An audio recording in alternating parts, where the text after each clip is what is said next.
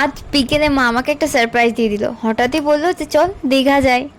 ও আর আমি বললাম হ্যাঁ হঠাৎ। তারপরে মা বললো যে প্রথম থেকেই ডিসাইড হয়ে গেছে যে আমরা দীঘা যাবো, কিন্তু আমাকে কেউ বলিনি। তারপরে আমরা 9:30টার সময় রেডি হয়ে চলে গেলাম, আর ওইদিকে মাসি ব্যস্ত ছিল। আমাদের সিটটা একদম গেটের সাইডে ছিল, আমি মা এবং মাসি একসঙ্গে বসেছিলাম, এবং রিঙ্কি দিদি আর ওর একটা ফ্রেন্ড ছিল যে একসাথে বসেছিল। যদিও একটু সিট বসানো একটু প্রবলেম হয়েছিল, কিন্তু আমরা ওটা সলভ করে নিয়ে সবাই জায়গা মতন বসে পড়েছিলাম। আর রাত প্রায় 2টোর দিকে সবাই ডান্স করতে ব্যস্ত ছিল, খুব ভালো লাগছিল সেই সময়। তারপরে আমরা কোলাঘাটে নামলাম, কারণ অনেকক্ষণ বাস চলছিল, তাই জন্য মা আর আমি চা খেয়ে নিলাম। চুম দাও।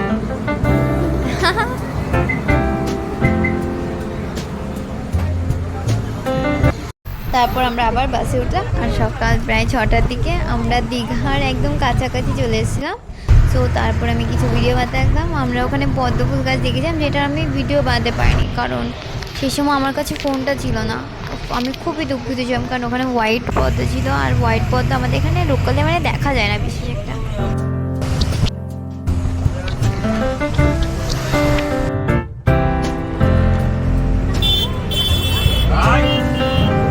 পর্যন্ত আমরা সমুদ্রের কাছাকাছি চলে আসতাম, আর ওইদিকে সবাই সমুদ্র দেখার জন্য ব্যস্ত হয়ে সবাই কেটে গেছে চলেছে, আমরা তারপর দেখতেই পাইনি।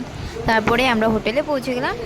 হোটেলে নিয়েও আবার আমাদের কাছে প্রবলেম চলে গেছিলো, তাই জন্য আমরা প্রথমে যে রুমটা ছিলাম, পরে সেই রুমটা থেকে আবার চেঞ্জ করে অন্য একটা রুমে বসে যাই। কি করছো তুমি এখন?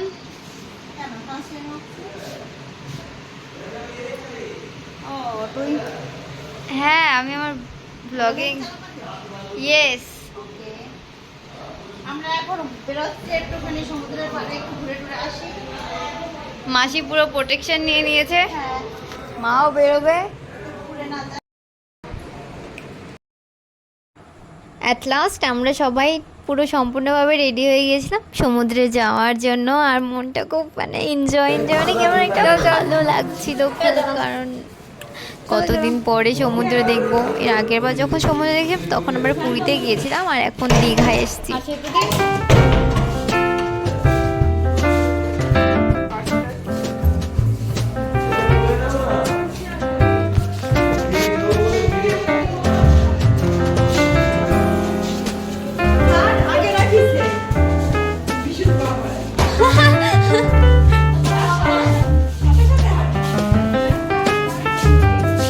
চাবি আমার কাছে রয়েছে। ঠিক আছে।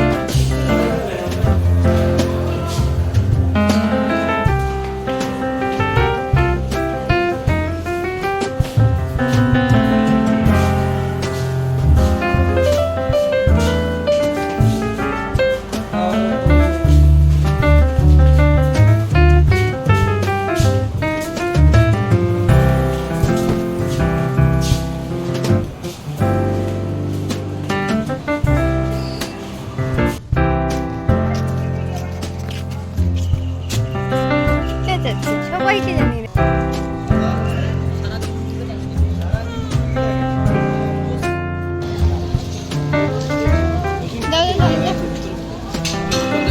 আমাদের হোটেল থেকে প্রায় 5 মিনিট দূরেই ছিল সমুদ্র। আমরা হোটেলটা কাছাকাছি পাইনি, আমরা জানতামও না যে এইদিকে হোটেলটা এতটা দূরে ছিল। আর মা ভেবেছিল যে উনি হোটেলের থেকেই সমুদ্রের গর্জন শুনবে, বাট এরকম আর কিছুই হলো না। তো আমরা শেষ পর্যন্ত দীঘা সমুদ্রে পৌঁছে গেলাম, আর ফিলটা খুব ভালো আসছিল। তোমরা অবশ্যই দীঘা কিন্তু যাবেই।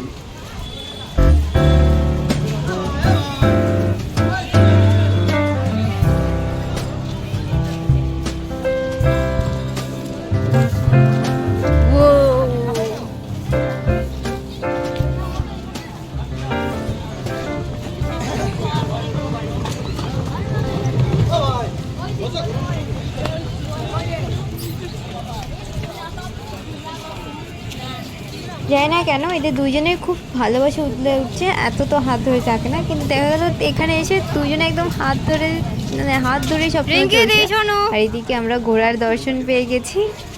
আর আমার দিদি চেষ্টা করছে নিজেকে হিরোইন ফিল করানোর, but he is not, sorry she is not. আমি ওকে হি বানিয়ে দিচ্ছি।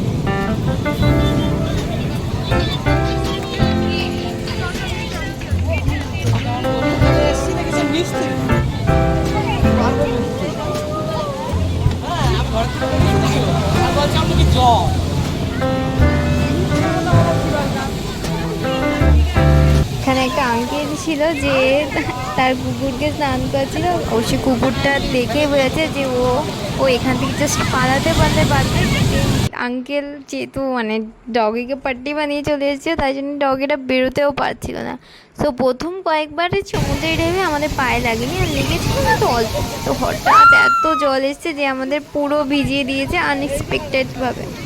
আরে এইটা পুরো ঠিক আছে এই জায়গাটা।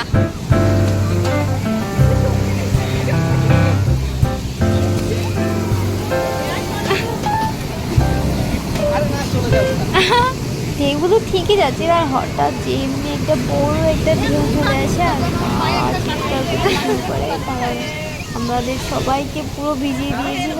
আর মা তারপরে আমাদের ওখানে থাকতে দেয়নি, তো আমাদের আবার উঠে চলে যেতে হয়েছে। শোনো এদিকে চলে আয়, ওখানে কেউ নেই কিন্তু।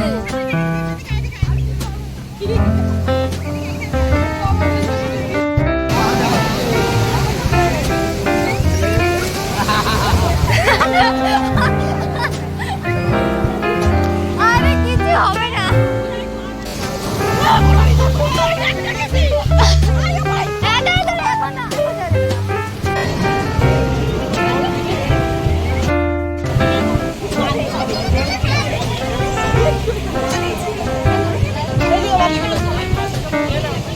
আকাশটার সৌন্দর্যটা ভালোভাবে অবজার্ভ করার পর আমরা অবজার্ভ করতে গেলাম আমাদের গোলা।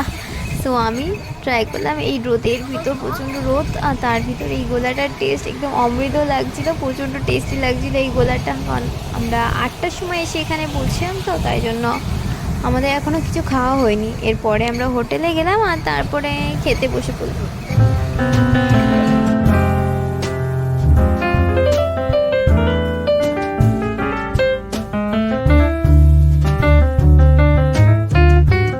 আমাদের হোটেলে দিয়েছিল লুচি আর তরকারি, আর তারপরে আমরা খেয়ে চলে গেলাম স্নান করতে। মা ঘরেই শুয়েছিল, কারণ উনি রাতে ঘুমাতে পারেনি, সো ওনার খুব কষ্ট হয়ে গেছিলো। তারপর আমরাও ড্রেস চেঞ্জ করে নিলাম। এটা হচ্ছে আমি এই গেটাবে ব্লু কালার বলছি, যে মনে হচ্ছে কালার ব্লাইন্ডনেস হয়ে গেছে আমার।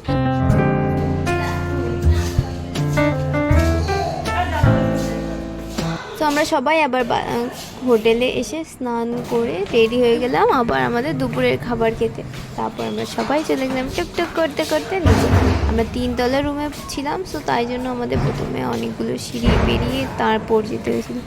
সো এইটাই একটু প্রবলেম হয়ে গেছে, কারণ 3তলা অনেকটা উপরে। সো এখানে একটা হচ্ছিলো আমাদের খাবারের জায়গা ছিল, এখানে আমরা সব একটা টেবিল নিয়ে বসে পড়লাম।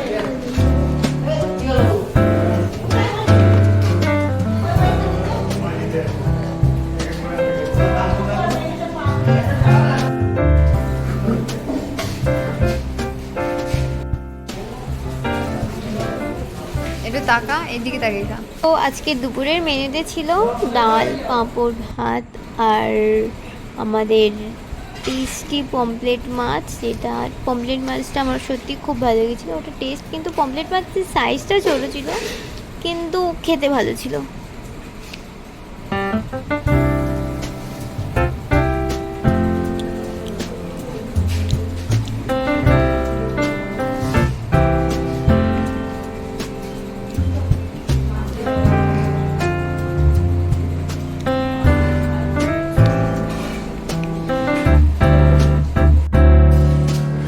তারপর আমরা আবার উপর চলে গেলাম খাওয়ার পর। তারপর আমরা রেডি হয়ে গেলাম, কারণ বিকেল প্রায় 4টের মতন বেজেই গিয়েছিল, আর আমরা আবার ঘুরতে যেতাম।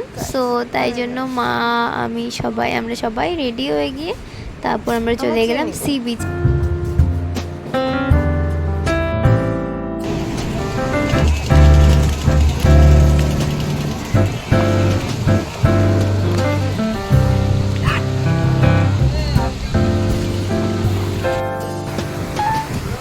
আজ আমি প্রথমবার স্টারফিশ দেখলাম। আমি যখন পুরী গিয়েছিলাম তখনও স্টারফিশ দেখতে পাইনি, কারণ ওখানে দেখা যায় না। বাট আমি দীঘায় এসে অনেকবার স্টারফিশ দেখেছি, এইটা প্রথম ছিল যে আমি স্টারফিশ দেখেছি। দেখো এইগুলো আমরা না কিনেছিলাম,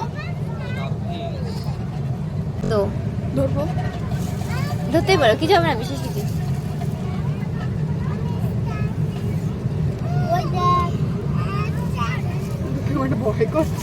আরে ধরো ধরো, একদম ভীতু হলে চলবে।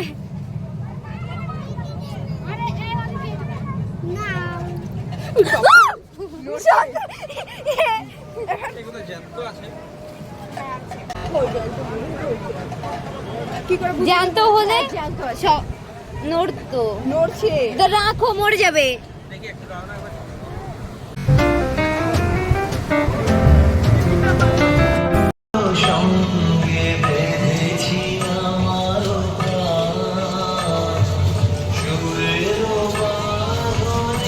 চারদিকে নোংরা নোংরা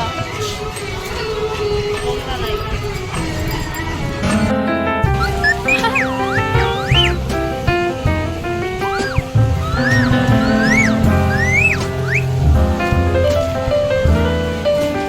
আমার ছবিতে এত বাজে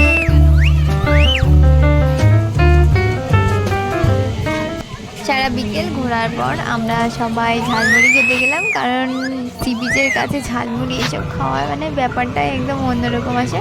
সো এই আঙ্কেল প্রথমে নারকেল দিল আর অনেক মশলা দিয়ে তারপর ঝালমুড়িটা মাখিয়ে আমাদের এক একটা প্যাকেটে দিয়ে দিল। সো আমি আর সোনু একসঙ্গে খাচ্ছিলাম, আর মা মাসি আর অন্য সবাই বাকিরা অন্য জায়গায় চলে গিয়েছিল।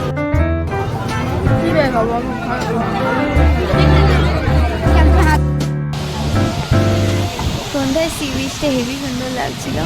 আর যদি এখানে নিরিবিলি হতো, মানে লোক না থাকতো, তাহলে প্রচণ্ড ভালো লাগতো, কিন্তু এখানে অনেক ভিড় ছিল ওখানে, তার জন্য ওরকম মানে ভালো একটা বেশি একটা ভালো ফিলিংস আসেনি। কিন্তু সিরিয়াসলি আমরা এখানে দাবা খেলার ওই গুটিগুলোকে রেখেছিলাম। আমি প্রথমে খেয়াল করিনি, পরে গিয়ে দেখি যে বা অনেক কিছু আছে দীঘায়, তোমরা প্লিজ গিয়ে একবার অবশ্যই দেখে আসবে। দীঘার সি বিচটা হেবি সুন্দর, আর এখানে জাস্ট ডেকোরেশনও খুব ভালো। আর সব সময় এখানে বিকেলে সারা বিকেল গান চলতে থাকে।